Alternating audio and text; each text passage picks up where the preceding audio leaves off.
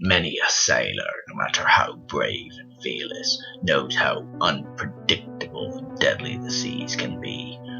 Before ever setting off the sails, a prayer goes throughout the crew, praying to God for the safety of their voyage. A wise man knows that prayers are not always answered, and many a man has travelled to the briny depths of the sea, never to be seen again. Some men say, though, that they have managed to cheat death in those moments with a ritual that may not be worth living for later.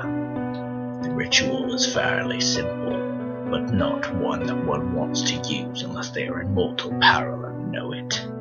Providing that they are not sinking fast enough in the water to choke on the words, a man must repeat the words, "Devil, take my soul," across the Styx.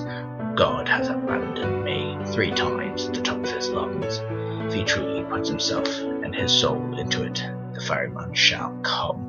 No matter how much the waves rage and toss, his ship shall not be turned, nor shall he be capsized. The man shall feel his wrist being grabbed and pulled into the boat. From there he will not feel the waves rocking him. He will feel no hunger, no thirst, only the breath in his lungs, and the wind blow softly across his wet face.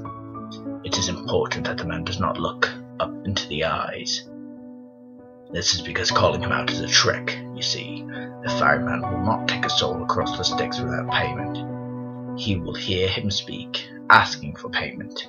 When he asks, he must proclaim that he is without payment and needs to go get it from home. The ferryman will begin to row to the sailor's home shore. He cannot look at him all the entire way. If it takes 3 days and 3 nights, it will not matter. This is because if the ferryman looks into your eyes, he will know you are lying and return you to the water to drown. When you finally reach the shore, the sailor must thank him and tell him he will return shortly. The sailor can never return to the sea after this. The ferryman will never come to the shore to collect payment, only be there in the water, awaiting his payment.